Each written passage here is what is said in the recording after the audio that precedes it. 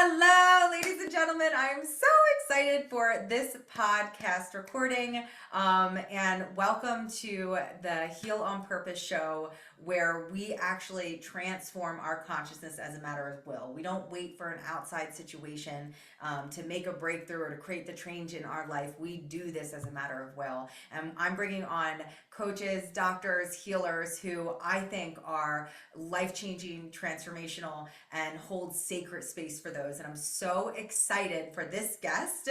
Her name is Hope Yang, and she was first a client of mine about 5 or 6 years ago, and then years later, I actually went to her to hold sacred space for me. It's so interesting how different times in our life, different people will come in and out and play different roles in our lives, and that's exactly what Hope has done for me. And I'm excited to share her gifts, her energy, and her frequency with you all. So with that, please help me welcome the one, the only Hope Yang. How you doing, baby? Hi, you're so cute. I didn't know that. I It's an feel honor. like I should have a bigger microphone when I introduce people. No, it's an honor to be a guest on your podcast. So thank you so much for inviting me. Yes, absolutely. I'm excited to jump right in with you. So, can you just start by telling us a little bit about, because so many people have a story of where they were and now where they are. And I know when I met you in 2019, you were a drastically different person, like physically, emotionally, spiritually, than you are today. Can you just talk a little bit about where you were and where you are now? Yes, I'd love to share. Uh, it's so funny when you even say like physically drastically, because I look at old pictures of my phone and I do not look, the same because I stopped dyeing. Well, actually, I shaved off all my hair, as you know. I was completely bald for 9 months. I took out my breast implants. I don't color my hair now. No more eyelash extensions. So I looked like your typical Southern California blonde. But yeah, how I was before, I would like to say that I was asleep. I was deep in the matrix, but my soul was like climbing its way out, trying to come out of the trenches that I was in. And you and Jason were actually like the first part that helped in that. But I used to be a drug addict. I used to be a stripper, sex worker, if you want to use your imagination for what that term uses. Someone who really seeked validation outside of myself. I had low self-worth, low confidence, and yes, I had this big personality, but it was just a trauma response that was created from my upbringing to protect myself and to look for that validation and to be, seen. And now I'm not on social media now, and I've been on a sabbatical for a year and a half. I'm currently pregnant with our first child, my husband and I, and we moved out into the woods here in Oregon and creating a homestead and a more self-sustaining lifestyle. So it's much different and drug-free. Yeah, that's huge. That is absolutely huge. And I mean, just to go from, having a beautiful family, beautiful home, financially free as well, and then from where you were just in this place of kind of just like desperation. So it's kind of like you went from desperation to inspiration for where you are now. And Wow. what I love what you're talking about is the power of choice. Like so tell me, how did you start to consciously choose the life that you wanted? So, because here's what I think for people listening. I know in my own journey, this has been powerful, but um, actually going into the unconscious and saying, what is this a trauma response? Is this a pattern that I actually is mine, or is this passed down from my mother and father? Is this, did I consciously choose this way of being, or is this just a program that I've been running for a really long time? And Yeah. so, can you talk and speak to that and how you kind of decided to choose, okay, this is the life that I want? Yeah, I love to address that. I forgot to mention too, I think because I don't, it's actually great I didn't mention it because that just shows how much I don't identify with this anymore. I had Yeah. mental illness. I used to be diagnosed with type 2 bipolar, borderline personality, completely like I was suicidal, I self-harmed, depression, anxiety. So I was like, wait, that's a big part of my past, but I just don't even identify with it anymore. And actually, Jason was one of the first people to challenge that, like, stop saying you have borderline personality, like, stop it, because then you start to manifest the behaviors more. At least that's what I was seeing in myself. I actually started, so how I got into this whole self-reflection journey was actually when I was 19. I took my first psychology class in college. And I started to see like, oh my gosh, I'm just like my mother. And, so it was like a light bulb that I was seeing. And like my mother, meaning the parts of the traits that I didn't want to be identifying with, like her rage, especially. And I started therapy then, but I wasn't quite ready. So went more down my destructive path.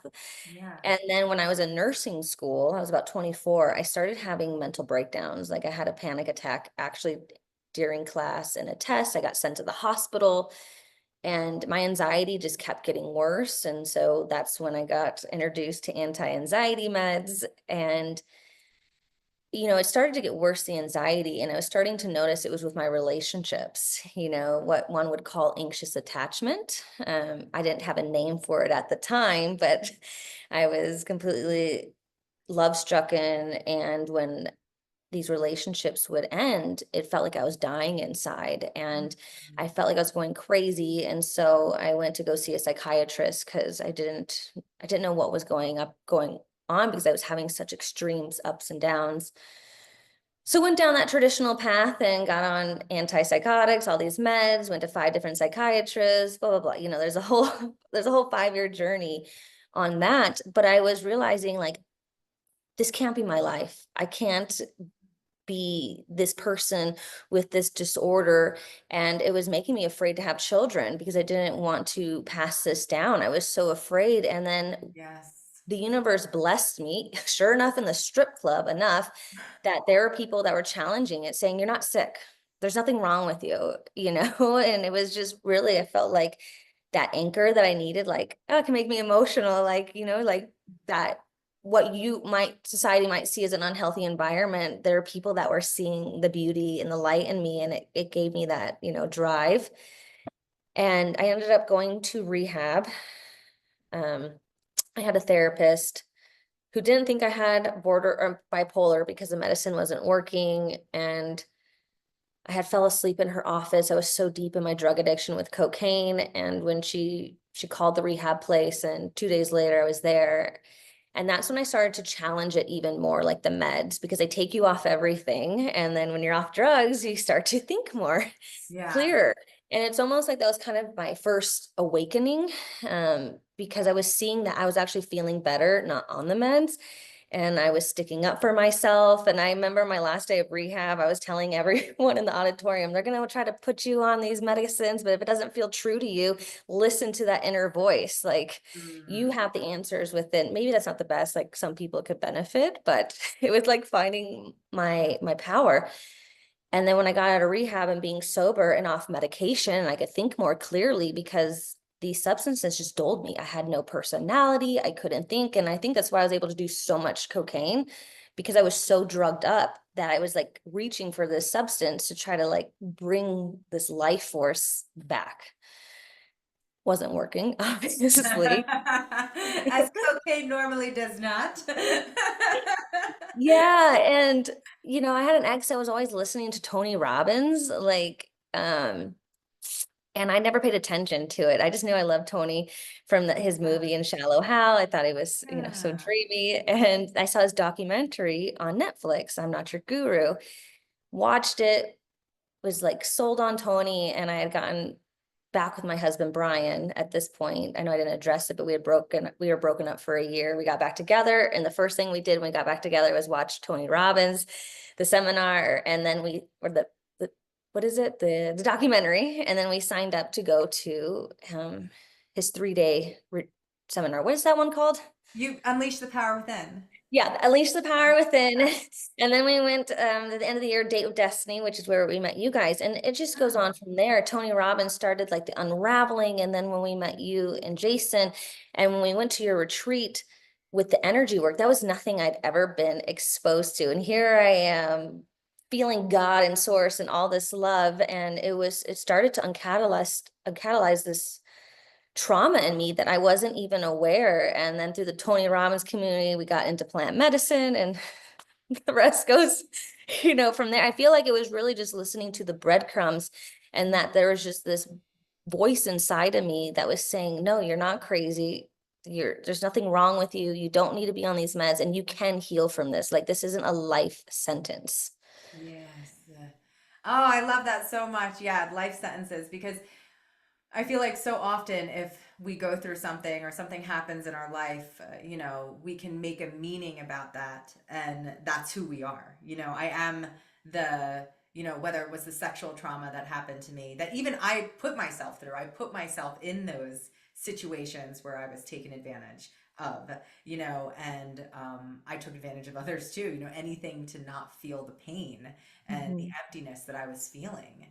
And so I think it's beautiful what you said just about the unraveling of who you thought you were. The identity piece is so powerful. But what I love that you said was the breadcrumbs. Because I don't think, it's like we can attribute our success to so many, or we don't even have to say success, but our consciousness, our level of consciousness, our ability to be present and love and really connect with others in a meaningful way, not just to one thing or one moment in our life, but to so many moments, these little breadcrumbs, like so many teachers, so many mentors, so many different roles people play in our lives. And I just love that. I think that's such a powerful piece of the puzzle. And so many people listening to this, I know, because I don't want to say that. I want to make sure I don't get the message across like, hey, stop taking all your medication right now. Yeah, no. And I know that's not what you're saying, but I want to make sure they don't misunderstand, because I actually myself was on anti-anxiety medicine. I was on, a bunch of stuff, because I also went to rehab too. And, as soon as I get there, they're putting me on, depression medication, Seroquel, like, all of these things, Xanax, like anything to take the anxiety away. I'm like, oh my gosh, I was like, I just exchanged one drug for another. One was illegal, now one's actually legal to give to me. And I'm like, I don't, I don't want to do this anymore. I don't want to trade this. I actually want to be conscious and present. So, in your opinion, because I know a lot of people, like, I think if you need the medication, like that's there's a path, there's a journey to that. But would you say getting off those medications was like one of the biggest important steps to kind of facing the pain, or like who you were or who you thought you were? Yeah, most absolutely. I can't speak for everyone, but in my own experience, it was a mask. It was blocking the pain from me being able to feel.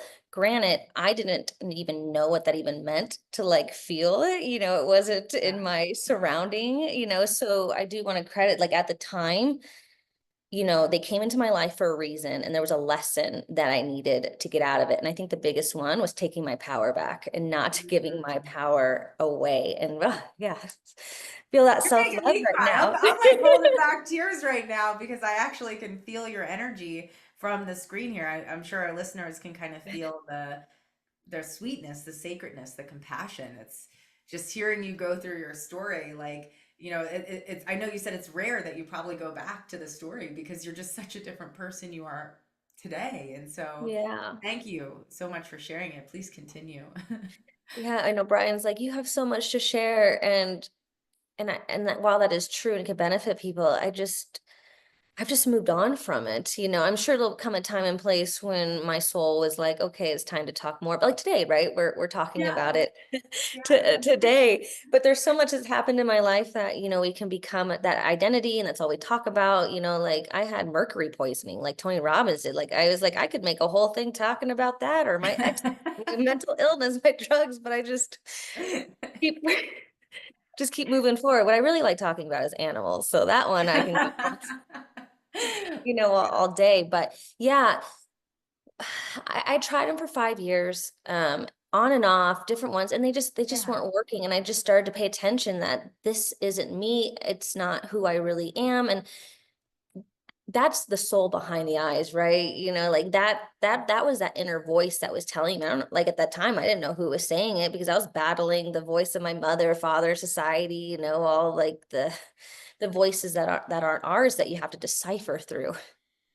Okay. All right. So everyone listening, really pay attention to what she is saying, because like that I think is the most important piece, and I think so many people can relate to the voices in our head.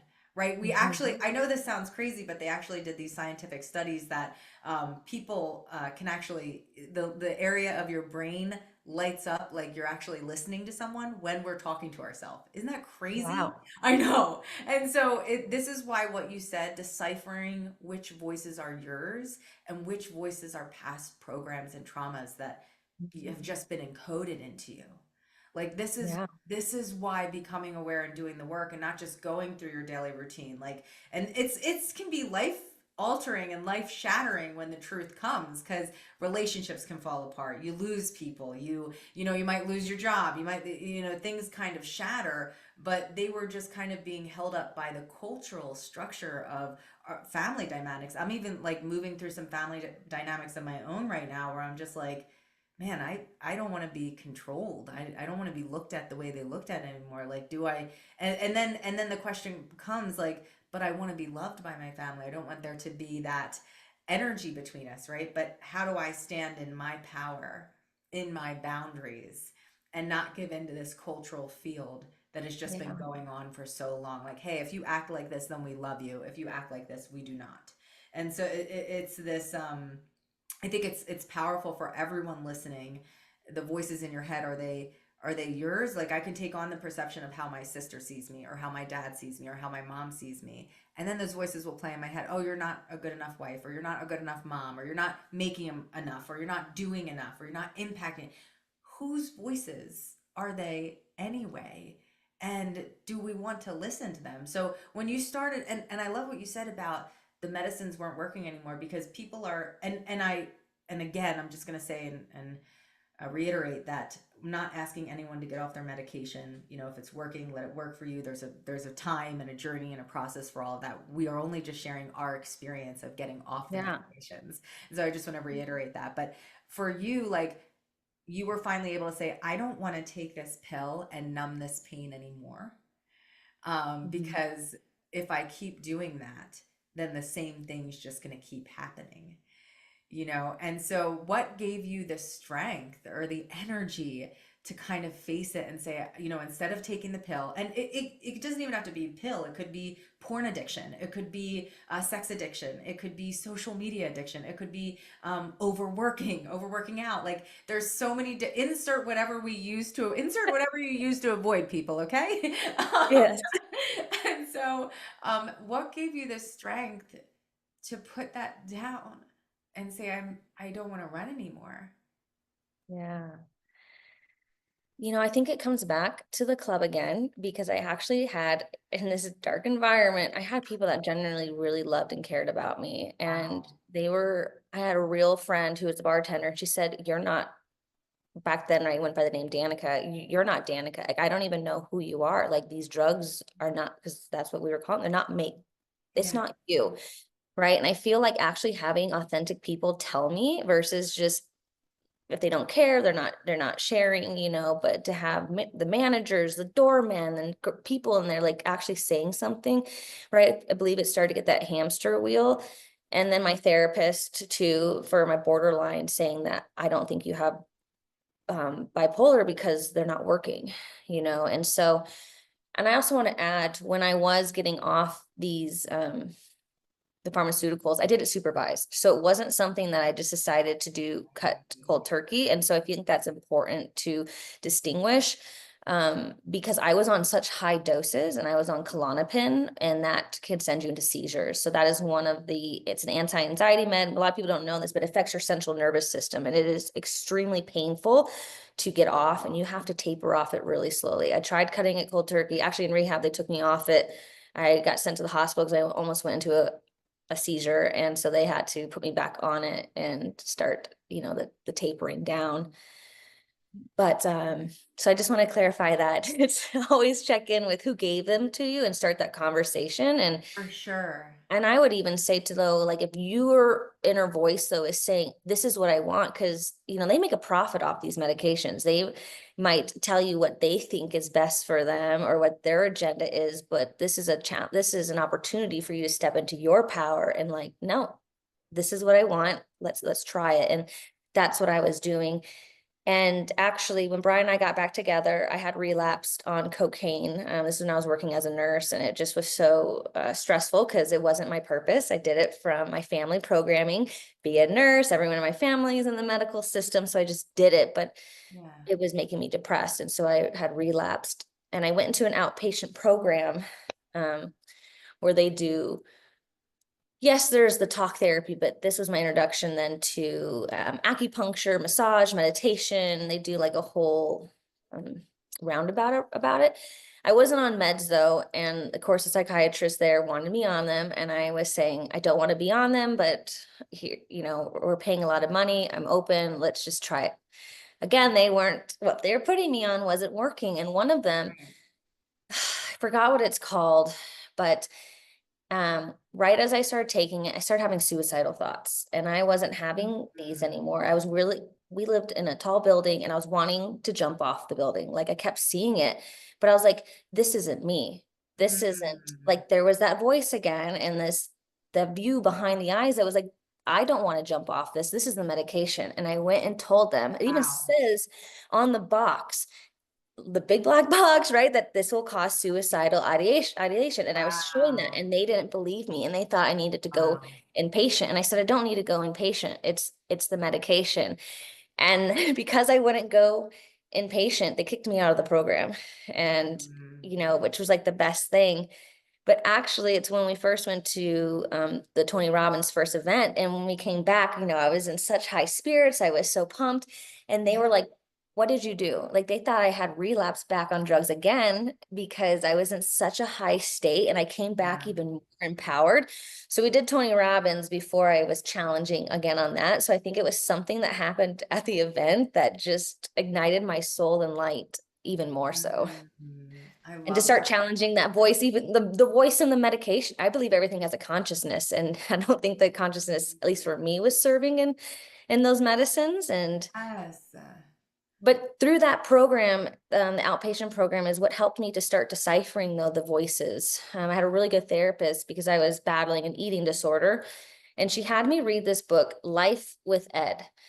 Ed being eating disorder, and it talks about it in the book to name the voice of the eating disorder, the one that's saying you're fat, you need to throw up, or you need to go take like. There's literally that voice, and the book helped me to just start to decipher that, and then even starting to journal. Like if anyone here wants to start, well, how do I identify these voices? Start paying attention to the thoughts, especially when you're maybe criticizing yourself, like you say, Yeah. oh, I'm stupid. Well, who's saying that? Mhm. And start to pay attention in your childhood. Well, was your mom telling you that a lot? Was your father? Was your grandfather? Like you'll start to see that this is where we heard these voices, and it's not our truth. But I believe therapy was a big indicator, and that was like that foundation of the building blocks. And now I just know how to do it and to challenge it. But it wasn't something that I was able to do on my own at first. But that's my Absolutely. truth. Yeah, absolutely. And I love what you just said because they did this study on some of the most successful conscious people in the world. And they asked them what the number one thing is it that you do daily that makes you successful. And, I'm thinking it's going to be like meditation or prayer or something like that. And it wasn't. It actually was journaling.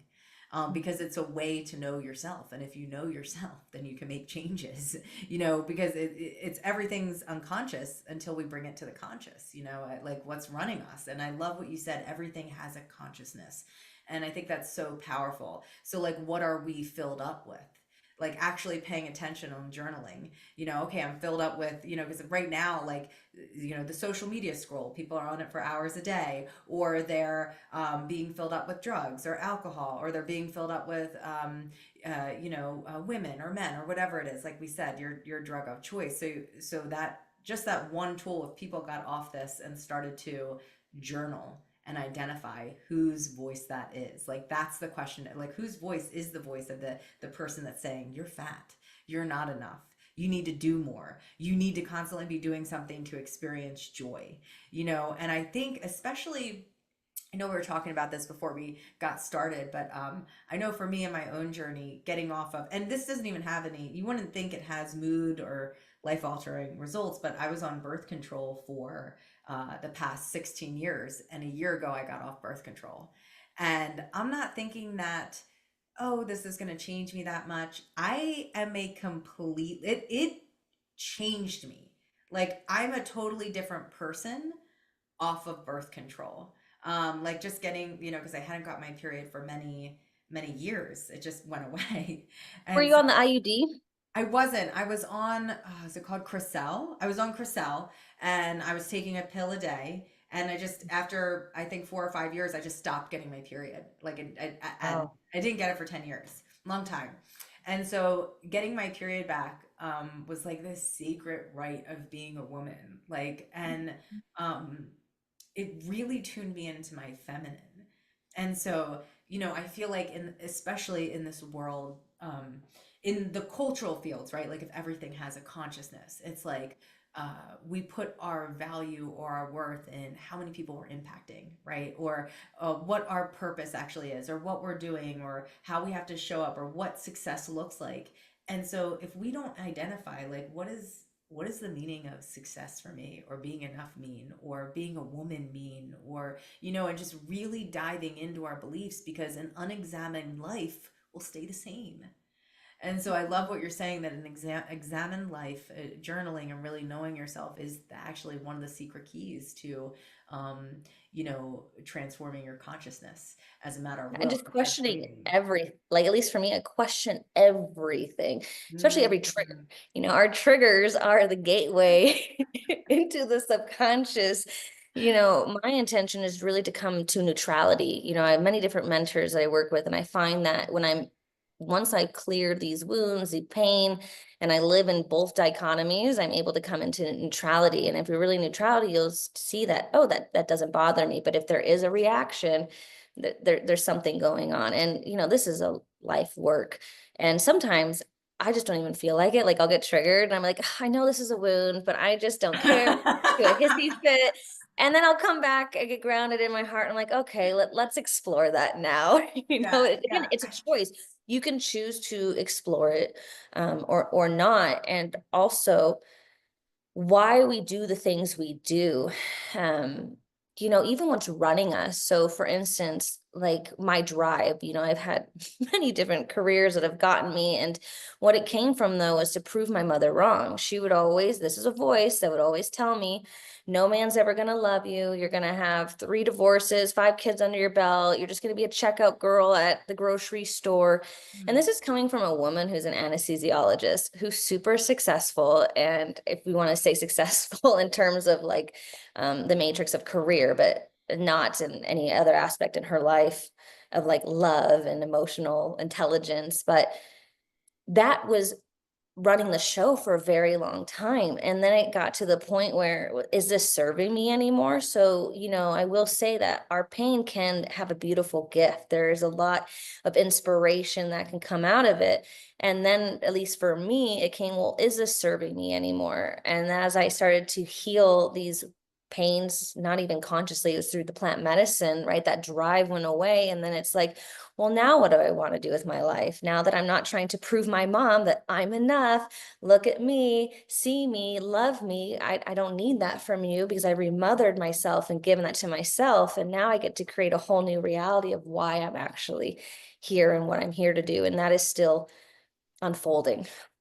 Wow, I love that so much, and you're makes me want to tear up, and I love you've just grown so much from even just you know months ago or a year ago or from whenever we last connected. You've just grown so much, and it's just beautiful to witness and to see. And I love what you said about the triggers are kind of like our birthplace to our healing, you know, and examining our triggers and that reactiveness. Like you know, Jason and I talk about this all the time. Is that you know no one can make you feel a certain way, And I think, they can trigger what's already inside of you, Mhm. and how you know you healed or not, like you said, is neutrality. I totally agree with that. Like if someone's saying something to you and you're just like, oh, that's not a reflection of me. That's, you don't even have to say that loud. It's a reflection of them. And you just kind of let it just rolls off you like water off a duck's back. It won't impact Mhm. you.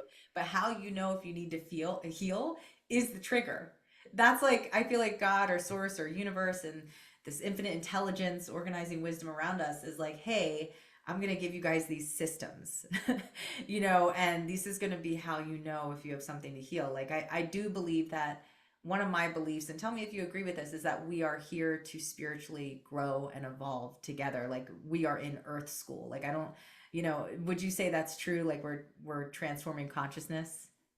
Yeah, I see this as a video game almost, we get to the next levels, it's a hologram, and like the Sims almost, right? Where I believe in past lives, but right now our soul is making its character and it's playing. And so, sometimes I'm just like, this is what you're choosing to do, and that we have, or that we're to play, and we're all playing our perfect characters, and we're going on stage, off stage, and so seeing it even as a play and knowing that we're all in our characters, we all have our soul contracts, and that we have spiritual partnerships, because what you're speaking on too is like there's the old paradigm of relationships, there's the role, you have your role, I have mine, and maybe back in the day it was based off property and what mutual benefits of the families.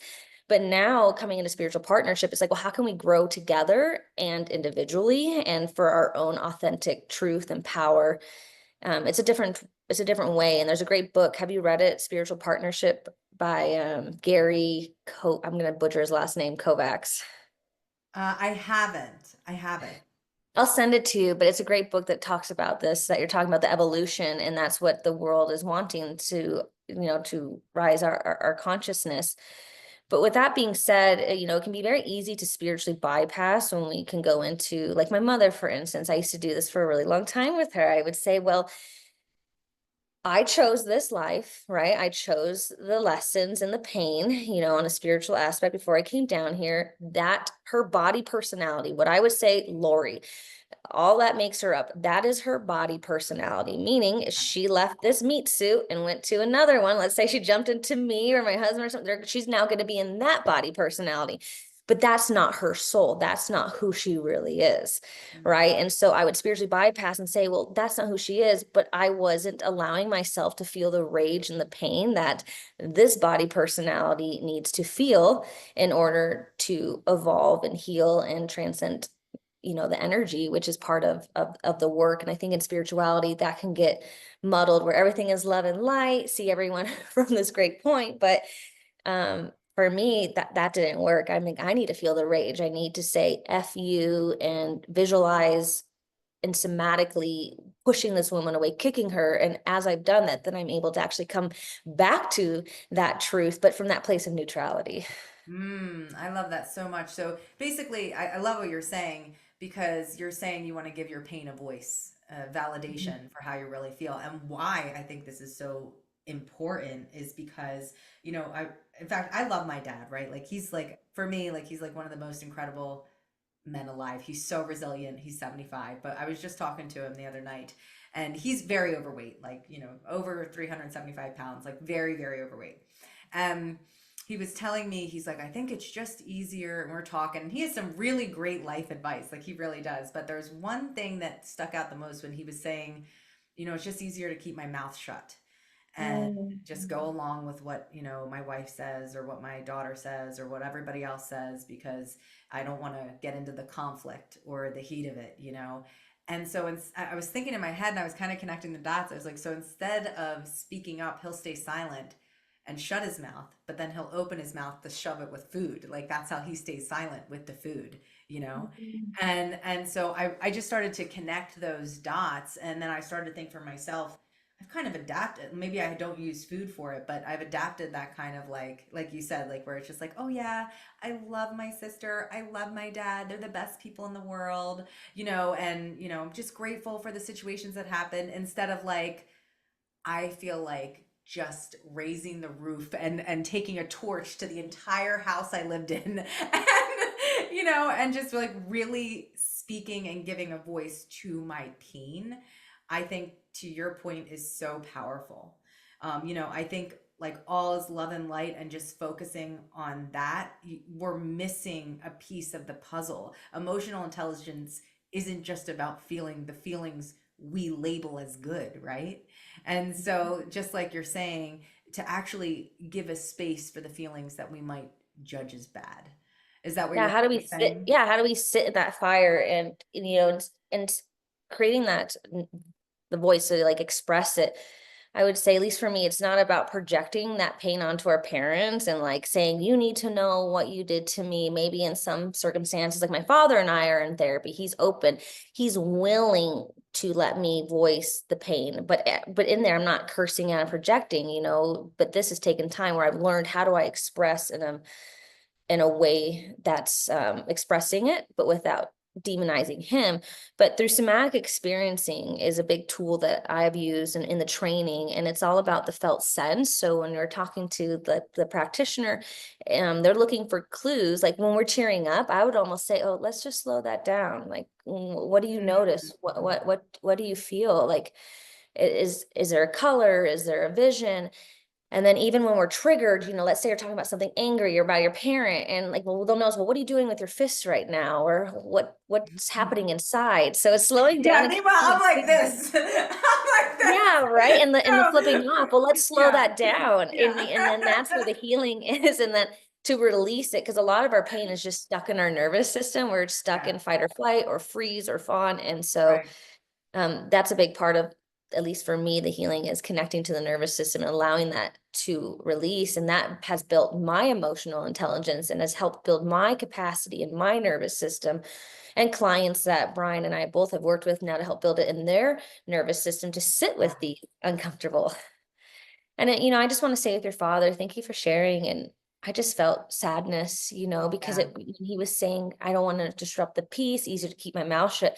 Instantly, I went to, oh my gosh, which parent did he learn that? Like what happened in his childhood, that's where that came from, Right. And so I just have Yeah. a lot of compassion for Yeah, him. absolutely. And the beauty of that, I love what you just said, is it's not our job to change them because he doesn't want to, that's not his path in this lifetime. I don't, he's not interested in doing these, the healing stuff and all that stuff. And so but just loving them wherever they're at. I can still have a relationship and not need him to be a certain way for me.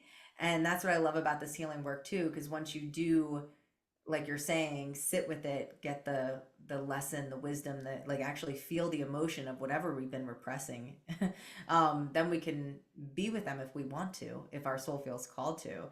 So I actually have two questions for you. So with all of this healing, and you creating the life that you're like that you've dreamed of, right? Because I'm assuming you're living like you said, like we're part of Sims and you're creating this incredible life and you're like, no, this is the life I want. I want to work with animals and I want to be close to animals and that beautiful energy that they possess. Like they are some of the most conscious beings on the planet, animals. I truly believe that they like, I cannot even tell you how many times I've been around an animal and they have transformed my energy.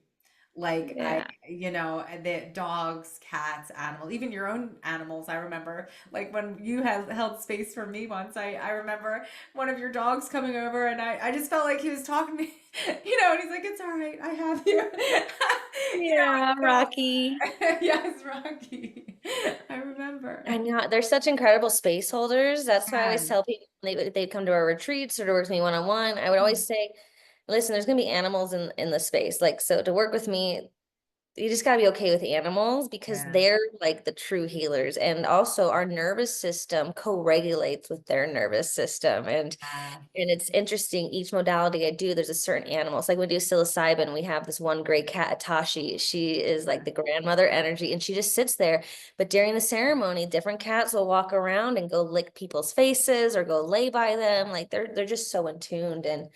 But you're saying creating the life. I feel like I'm in that right now. There's been so much of just the unprogramming, the crumbling, and this can be years. Like I've been in this, yes, from when I started, let's say in my 20s, but I feel like the last 6 years has been where it's been the biggest uncrumbling and of taking down the foundation and peeling back the masks. Like there's so many masks still to even challenge that with the personalities. Yes. Um, but my husband and I'm just looking out the window because I'm surrounded in the woods. Yeah, we I bought love 54 that. acres in the forest. We live in the mountains.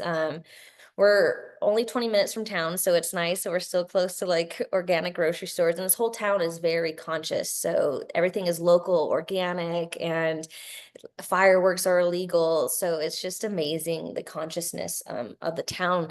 And I didn't even pick this town. It came to us. I had sat with psilocybin last January. I just did a ceremony for myself. And my higher self, right, this voice that I have become so attuned with said, you need to move. You need to buy land and you need to become self-sufficient, Wow. start growing your own food, learn how to make your own clothes. And I was like, well, where are Wow. we going to go? And it said Oregon. And I was like, it was not in my field. I thought we were going to move to Costa Rica because I was working at a retreat center down there. And I thought that's where we were going to build um, our dream retreat center. And Yeah. nope. And then I had a healer tell me about the town that we live in now. And after our session, I went on Zoom, I saw the house that we're in right now. I told my husband, that's our house. 3 days later, he flew in, looked at it. I couldn't come Wow. in the juice cleanse, and we put the offer in the next day. Wow. And it wasn't an easy property to get because it's on 3 different tax lots. So it wasn't like, it was not, I don't know all the logistics, but it wasn't easy to get a loan. And it was someone through the Tony Robbins community that gave us the idea of how to tell the realtor how we could do the loan. Again, like circling back how you even said in the Wow. beginning, like the Tony Robbins community helped to get this property. And which Yes. makes me know that we're supposed to be here even more because it had been on the market for a year and a half and probably because of this struggle with all the tax lots. But That's yeah, incredible. So wait, I have a question for you. That's an amazing story, first of all. One, yes, I think having community is incredible and like seeing, oh, like um you don't know what person is going to help you. Like I have this belief that the people around us, like the person I'm sitting next to, or the people I'm connecting to, or those messaging me, like they're supposed to be in my field. I just have that belief that, like when I met you at the Tony Robbins conference and we were dancing together and there was just such playfulness and joy. That's a moment I won't forget. It was a beautiful part. But what do you feel? This is important for anyone listening. Do you feel that the place we live in, we're different people in different places? Because I know for me and myself, I'm in Philadelphia right now, and I had moved to Austin, and Austin was probably one of my favorite places I lived. And then I moved to Orlando, Florida, and I noticed when I changed locations, my business would grow or it Mhm. would shrink depending on the different areas I was in. So my question to you is, and not just my business but my relationship too, like my relationships would get better or they would get worse, or like certain things. So do you feel location plays a part in who we are? Most definitely, we are a part of Gaia, and there's this whole system to separate us from Mother Earth, from our roots, from nature. So if you think about it, if you're living in a city, this is all concrete things, and there's Wi-Fi everywhere, and it's disconnecting us from the land. And if you move into places like where I'm at, we don't have Wi-Fi around here. There's no 5G.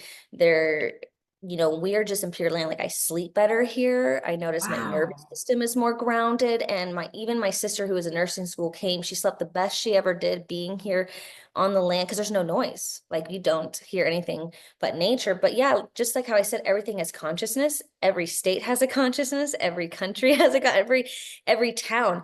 And you see it around the world in the politics. If you start to see, and when you get more into the levels of consciousness, every continent is in its own level of consciousness. And when you break it down, and where we live, though, I believe there is no mistake. We're vibrating, we're matching at that frequency. But as we start to evolve and grow, and we're no longer resonating with that frequency field, right? There's going to start to be that disharmony is not in flow. And if you can start to pay attention to that, I'm not going with the current anymore.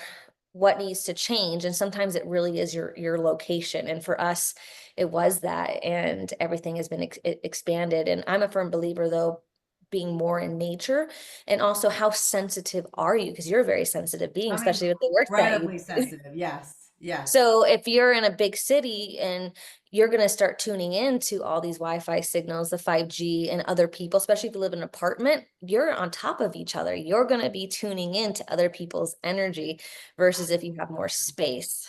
So true. And I'm also about only 10 minutes away from the place that I grew up.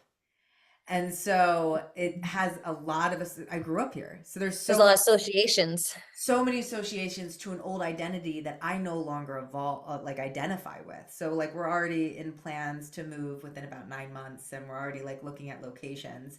But it's just so interesting to me. So I need to do a part two with you because it's honestly, I don't think, normally our podcast is only 30 to 40 minutes, but I don't think that's enough because there's just so much more that you do and that I want to talk to you about. So don't worry, guys. We're going to have Hope on again. I know you probably don't want this to end, but I do want to say that the way that you hold sacred space for people, and I'll make sure to put a link in there on how people can reach out to you if they feel called to work with you. I think you are Yeah. such an extraordinary human being, and I'm really so grateful to have you in my journey, part of my life, really. And I would say, even though, because I've been on this 1.5 year sabbatical right now, which that's the whole thing too. And that was part of me sitting, you know how we said like how to know these voices and your triggers? Sitting in silence is one of the best ways and not distraction. Work was a distraction for me. So I stopped working and then we moved down to the forest, don't know anyone, no distractions with anything else. So Um, it's just this is sitting. So I'm technically still in my sabbatical and I'm pregnant now. So I'm not offering any of my services other than when I'm helping my husband or just coming on with podcasts, right? Because that is medicine, yes, our voice, our stories, and that's speaking. So beautiful. I trust, so if anyone is supposed to work with me in the future when it comes in, so we're going to be opening up a retreat center here, an animal sanctuary. So when that comes into full mission, Mm. we'll our souls, they already have the contract, so it'll make its way to each other.